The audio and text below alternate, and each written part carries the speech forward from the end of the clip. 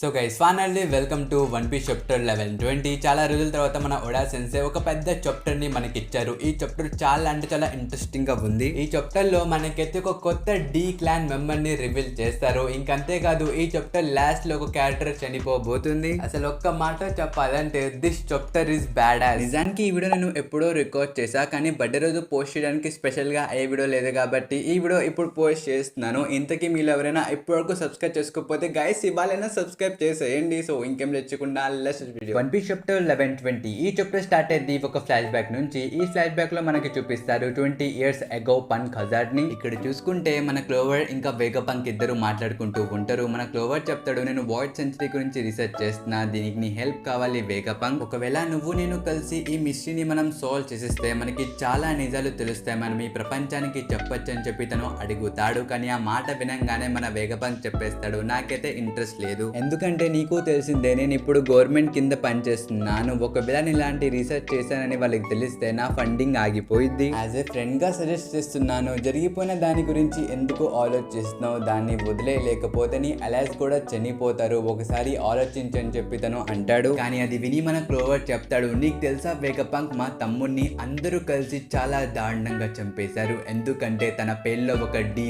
ఉంది అని చెప్పి తను అంటాడు. గైస్ నేనైతే ఇది ఎక్స్పెక్ట్ చేయలా, మన క్లోవర్ కూడా ఒక డి క్లాన్ మెంబరే. తన రియల్ నేమ్ వచ్చేసి క్లైన్ డి క్లోవర్. అలాగే మీరు వెంకల కూడా చూసుకోవచ్చు, వాళ్ళ తమ్ముల్ని చంపిన వాళ్ళు కూడా అక్కడే ఉన్నారు. అక్కడ మన క్లోవర్ తన ప్రాణాలని కాపాడుకోవడానికి ఒక అబద్ధం చెప్తాడనమాట. దాని యొక్క రిగ్రెట్ మనోడికి ఇప్పటి వరకు ఉంది. ఇది మొత్తం విని మన వేగపంక్ కూడా షాక్ అయిపోతాడు. తను కూడా అనుకుంటాడు, ఏంట్రా బాబు పేర్లో డి ఉంటే చంపేస్తారా అని చెప్పి తను అనుకుంటాడు. ఇంకా మన క్లోవర్ చెప్తాడు, ఈ ప్రపంచం చాలా చెడ్డది, ఒక పేర్లో డి ఉంటే చిన్న పిల్లలని చూడకుండా చంపేస్తున్నారు, వాళ్ళు ఇలా ఎందుకు చేస్తున్నారో నాకైతే అర్థం కావట్లేదు, ఒక పేర్లో ఒక లెటర్ ఉంటే ఏమైపోయింది, దానికి చంపేస్తారా, అసలు ఇది అన్బేరబుల్ అని చెప్పి తను అంటాడు. ఇంకా దీంతో మన వేగపంకి కూడా అర్థమైపోయింది, ఈ మ్యాటర్ లో తను ఇంకా దూరకుండా ఉంటేనే మంచిదని చెప్పి తను అక్కడ నుంచి వెళ్ళిపోతూ ఉంటాడు. అది చూసి మన క్లోవర్ గట్టిగా అరుస్తాడు, వేగపంక్ ఇక్కడ నుంచి వెళ్ళమాక, ఈ హిస్టరీని వాళ్ళెవరో మార్చేస్తున్నారు, వాళ్ళకి అనుకూలంగా రాసుకుంటున్నారు, దీన్ని మనం ఆపాలి, నిజం అందరికి తెలియాలని చెప్పి తను అరుస్తూ ఉంటాడు. ఇంకా మన వేగపంక్ చెప్తాడు, చూడు క్లోవర్, నీ బాధ నాకు అర్థమైంది, అందుకే మనం ఇప్పుడు ఈ కాన్వర్జేషన్ ని ఇక్కడే ఆపేస్తే మన ఇద్దరికి మంచిది, నీకు చెప్పడానికి కూడా నా దగ్గర ఏ ఇన్ఫర్మేషన్ లేదు, ఐ హోప్ నువ్వు నన్ను అర్థం చేసుకుంటావు అనుకుంటున్నా, ఇంకా జాగ్రత్తగా ఉండు మై డియర్ ఫ్రెండ్ అని చెప్పి తను అక్కడ నుంచి వెళ్ళిపోతూ ఉంటాడు. ఇంకా నుంచి మన క్లోవర్ అరుస్తూ ఉంటాడు. తను చెప్తాడు, విను వేగపంక్, నాకు పాటల నుంచి కొన్ని శబ్దాలు వినిపిస్తున్నాయి, నేను ఆ మిస్టరీస్ ని ఎలాగైనా సాల్వ్ చేస్తా అని చెప్పి తను అంటూ ఉంటాడు. ఇంకా దీని తర్వాత సీన్ షిఫ్ట్ చేసి మనకి 2 years ముందుకి తీసుకెళ్తారు. ఇక్కడ చూసుకుంటే మన సిజర్స్ ఇంకా వేగపంక్ ఇద్దరు కలిసి ఒక ల్యాబ్ లోనే పనిచేస్తూ ఉంటారు. ఇంకా మన సిజర్స్ వేగపంక్ కి చెప్తాడు, వేగపంక్ నువ్వు న్యూస్ విన్నావా, ఓహారాలో బషర్ కాలనీ యాక్టివేట్ చేశారంట, అక్కడ ఉన్న ప్రతి దాన్ని ఆ ఐలాండ్ ని కూడా డిస్ట్రాయ్ చేసేసారంట, నాకు తెలిసి మన ప్రొఫెసర్ క్లోవరే పాస్ట్ లో పెట్టి ఉంటాడు, అందుకనే గవర్నమెంట్ వాళ్ళు వచ్చి ఆ ఐలాండ్ ని లేపేశారు బషర్ కాల్ తో అని చెప్పి తను ఎక్కిరిస్తూ నవ్వుతూ ఉంటాడు. కానీ మనం పక్కన చూసుకోవచ్చు, మన వేగపంక్ తలదించుకుని చాలా బాధపడుతూ ఉంటాడు, ఎందుకంటే తను అనుకున్నాడు అనమాట అక్కడున్న ప్రతి ఒక్కరు చనిపోయారని చెప్పి. కానీ కొన్ని రోజుల తర్వాత తెలిసిద్ది, ఉహారాలో జరిగిన ఇన్సిడెంట్ నుంచి ఒక చిన్న పాప అయితే పారిపోయింది, ఇంకా పాపని పట్టుకోవడానికి గవర్నమెంట్ వాళ్ళు 79 million barrels ని ఒక రివార్డ్ గా పెట్టారు. ప్రస్తుతం మన వేగపంక్ కూడా ఆ బౌంటీ పేపర్ నే చూస్తున్నాడు అనమాట.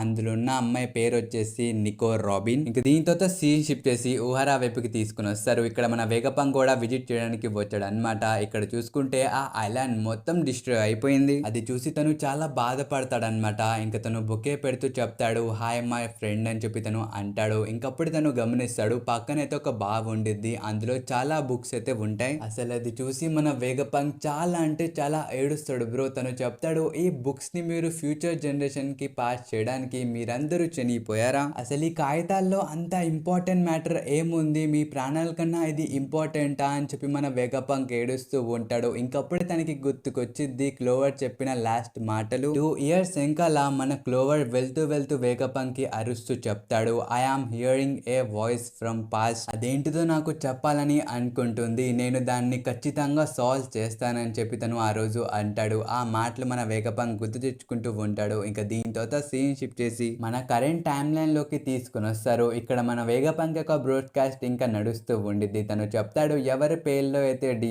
ఉందో వాళ్ళందరూ విల్స్ ని ఇన్హెరిటేట్ చేశారు, ఎవరైతే పాస్ట్ లో వరల్డ్ గవర్నమెంట్ కి అగెనిస్ట్ గా ఫైట్ చేశారో వాళ్ళ యొక్క విల్సే వీళ్ళకి పాస్ అయ్యాయి. అలాగే మీ అందరికి ఈ విషయం తెలిసే ఉండిద్ది, హిస్టరీ పాస్ డౌన్ బై విక్టర్స్. దీనికి అర్థం ఏంటంటే ఎవరైతే గెలుస్తారో వాళ్ళకి అనుకూలంగా వాళ్ళ యొక్క హిస్టరీని మనకి పాస్ డౌన్ చేస్తారు. ఇలాగే మనకు కూడా ఒక హిస్టరీ పాస్ డౌన్ అయింది, కానీ అది నిజమైతే కాదు. నిజమైన హిస్టరీ కింద 200 మీటర్స్ లోతులో ఉంది. అక్కడ మీకు ఓడిపోయిన వాళ్ళ చరిత్ర కనిపించిద్ది అని చెప్పి తను అంటాడు. ఇంకా దీని తర్వాత మనకి చాలా ప్యానల్స్ ని చూపిస్తారు, వేరే వేరే సీన్స్ ని చూపిస్తారు. మనం ఇక్కడ రాబిన్ ని కూడా చూసుకోవచ్చు, తను కూడా ఇక్కడ ఏడుస్తూ ఉండిద్ది. ఇంకా దీని తర్వాత సీన్ షిఫ్ట్ చేసి మనకి థౌజండ్స్ అన్ని వెబ్ కి తీసుకుని వెళ్తారు. లోపల చూసుకుంటే మన జింబే జోరో కూడా వచ్చేసారనమాట. మన జోరో చెప్తాడు తొందరగా పదండి ఇక్కడ నుంచి వెళ్ళిపోదామని చెప్పి తను అంటాడు. కానీ మన లిలిత్ చెప్పిద్ది మనమైతే ఇప్పుడు ఇక్కడ నుంచి ఫ్లై చేసి వెళ్ళలేము, ఎందుకంటే ఆ గాంధీ తాత పద్దాక వచ్చి షిప్ మీద దాడి చేస్తున్నాడు. ఇలాంటప్పుడు మనం ఫ్లై చేసి వెళ్ళలేము, ముందు తన్ని ఆపాలని చెప్పి తను అంటూ ఉండిద్ది. కానీ అప్పుడే ఎట్లస్ వచ్చి మన లిలిత్ ని ఒక్క పంచ్ కొట్టిద్ది బ్రో,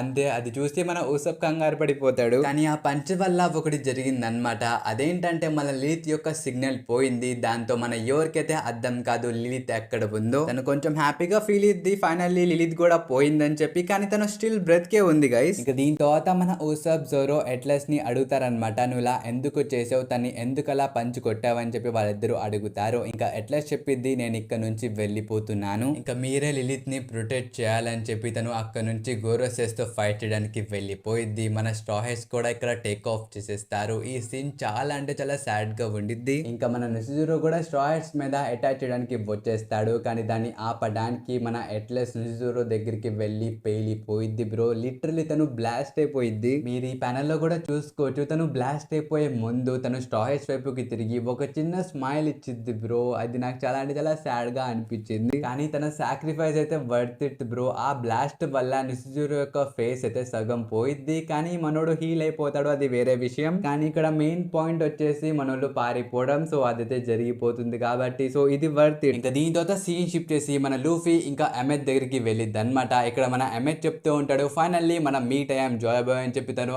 అంటాడు. కానీ మన లూఫీకి అర్థం కాదు ఆ సౌండ్ ఎక్కడి నుంచి వస్తుందో, అందుకే తను ఎంకల్ తిరిగి చూస్తూ ఉంటాడు. అది చూసి మన అమెత్ చెప్తాడు జాయ్ బాయ్ నేను అటు లేను, నేను ఇటువైపు ఉన్నా, ఇంతకి నువ్వు వెళ్ళాలనుకుంటే ఇప్పుడు నువ్వు ఇక్కడ నుంచి వెళ్ళిపోవచ్చు, నేను నిన్ను ప్రొటెక్ట్ చేస్తా, నిన్ను ఎవరైనా టచ్ చేయాలంటే నన్ను దాటి రావాలా అని చెప్పి తను అంటాడు. అది విని మన లూఫీ కూడా షాక్ అయిపోతాడు. తను చెప్తాడు నువ్వు మాట్లాడగలవా అని చెప్పి తను అడుగుతాడు. ఇంకా దీని తర్వాత సీన్ షిఫ్ట్ చేసి మనకి జైంట్స్ చూపిస్తారనమాట. వాళ్ళైతే మన షిప్ ని సేల్ చేస్తున్నారు. ఇంకా మన బ్రాగి లూఫీని అడుగుతాడు ఇంతకీ రోబోట్ నీ క్రూలో మెంబరా, తొందరగా వచ్చేమను ఇక్కడ నుంచి వెళ్ళిపోదామని చెప్పి తను అంటాడు. అప్పుడు మన లూఫీ చెప్తాడు నా క్రూ మెంబర్ అయితే కాదు, ఎవరో జాయ్ బాయ్ అనే వ్యక్తిని ప్రొటెక్ట్ చేయడానికి వచ్చాడంట, దాని గురించి చెప్తున్నాడు అని చెప్పి తను అంటాడు. ఆ మాట విని మన బ్రాగి చెప్తాడు నీకు ఎన్ని విషయాలు చెప్పాడా, మా ఎవ్వరికి ఒక్క మాట వినపడలేదు అని చెప్పి తను అంటాడు. దీని అర్థం ఏంటంటే ఆ జైంట్ రోబోట్ కూడా వాయిస్ ఆఫ్ ఆల్ థింగ్స్ ని యూజ్ చేస్తున్నాడు అనమాట. అదే మన మొమోనోస్కే యునిసియా యూజ్ చేస్తారు కదా ఒకళ్ళొకళ్ళు మాట్లాడుకోవడానికి, సో ఇది కూడా అదే. ఇంకా దీని తర్వాత మన జూపిటర్ అయితే అమిత్ మీద దాడి చేయడానికి వస్తాడు. ఇంకా మన అమిత్ కూడా ఒక కొత్త అటాక్ చేయడానికి వెళ్తాడు. అది చూసి మన సాంజీ, ఫ్రాంకీ, లూఫీ వీళ్ళందరూ చాలా ఎక్సైట్మెంట్ తో ఉంటారు అనమాట ఆ అటాక్ ని చూడడానికి. కానీ ఆ అటాక్ వర్కౌట్ అవ్వదు, ఎందుకంటే ఆబ్వియస్లీ బ్రో మన అమిత్ యొక్క బాడీ చాలా అంటే చాలా పాతది అయిపోయింది అనమాట. తనకైతే తుప్పు పట్టేసింది తన బాడీ మొత్తం, అందుకనే ఆ అటాక్ పని చేయదు. ఇంకా మన జూపిటర్ అమిత్ యొక్క హ్యాండ్ ని అయితే మొత్తం తినేస్తాడు బ్రో. అది చూసి మన సాటన్ చెప్తూ ఉంటాడు చేయి తింటావేంటి, వాడినే తినే అని చెప్పి తను అంటూ ఉంటాడు. ఇంకా మన అమిత్ కూడా చెప్తాడు అయితే జాయ్ బాయ్ అది యూజ్ చేయాల్సిన సమయం వచ్చేసింది అని చెప్పి తను అంటాడు. ఇంకా ఈ ప్యానెల్ చూసుకోవచ్చు బ్రో అసలు ఎంత బ్యాడాస్ గా ఉందో. మనకైతే అది నెక్స్ట్ చాప్టర్ లో చూడడానికి వచ్చింది. సో ఆ చాప్టర్ యొక్క వీడియో కూడా నేను తొందరగానే తీసుకొచ్చేస్తా. సో మీరైతే అప్పటి వరకు వెయిట్ చేయండి, అది కూడా 2 days లో వచ్చేసిద్ది. సో మీరైతే అప్పటి వరకు వెయిట్ చేయండి గైస్. ఇంకా ఈ వీడియో అయితే ఇంతవరకు. ఐ హోప్ ఈ వీడియో మీ అందరు నచ్చితే మాత్రం మన ఛానల్ సబ్స్క్రైబ్, అలాగే ఈ వీడియోకి ఒక లైక్ చేయడం మర్చిపోకండి. సో మనకు అద్దాం నెక్స్ట్ వీడియోలో. And by by.